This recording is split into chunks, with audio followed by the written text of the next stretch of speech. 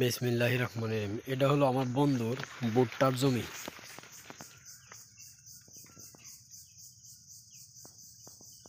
এটার মধ্যে এর আগে গোল আলু চাষ করছিল।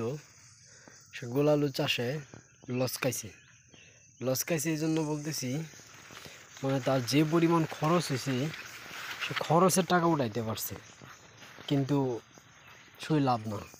মানুষ তো গোল আলু করে হইলো 50,000 টাকা খরচ হইলে 1 লাখ 1.5 লাখ টাকা উঠায়। সেও প্রায় 50-52 হাজার টাকা খরচ করছে।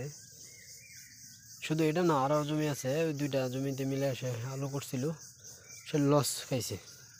এরপরে সে এটাতে ভুট্টা করছে। এখন দেখেন ভুট্টা করেও সে লসে আছে। কেন লসে আছে আমি দেখাই। এই দেখেন গাছের মধ্যে একটা ছিপ দাগ পড়ছে। এটা কিন্তু গাছের দোষ না, এটা কারণ হইলো এটার মধ্যে একটা পোকা আছে, কাটুই পোকা। এই কাটুই পোকাই হইলো এগুলি সব খাইতেছে। এই কাটুই পোকা, এই দেখেন আরও দেখায়, এই যে সাদা সাদা দাগ পড়ছে। এই যে অবস্থা, এই যে গাছের ডিক খাইয়া ফেলাইছে, খাইয়া ওই যে ময়লা ফেলাইছে গাছের মধ্যে। এরকম অসংখ্য গাছ আছে। এই যে আরেকটা গাছ দেখাই, আরও বেশি আক্রমণ করছে। এই যে এই গাছ আর রাখেই নেই, এই গাছের পাতা ওই যে আশেপাশে যা গাছ আছে সব গাছ খাইয়া ফেলাইছে। সবগুলি গাছের মধ্যে দেন সাদা ছিপ দাগ পড়ছে, এগুলি সব কাটুই পোকা খাইছে। এখানে পরপর 2টা গাছের পাতা টাতা সব খাই ফেলাইছে, শুধু ছিপ দাগ না, মানে ফুটা করে ফেলাইছে। দেখেন ডিগের মধ্যে পোকা আছে। এরকম এই খেয়ে জমির মোটামুটি সব জায়গায় এরকম একটা পরিবেশ হয়ে গেছে।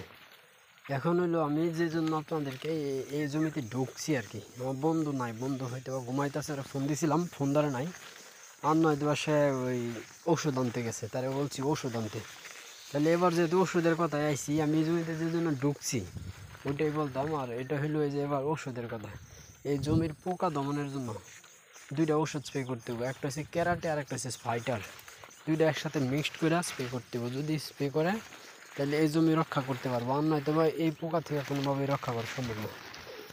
এর আগে বলছিলাম ক্যারাটে আর ফাইটার দেওয়ার জন্য, কিন্তু সে শুধু ফাইটার দিছিল।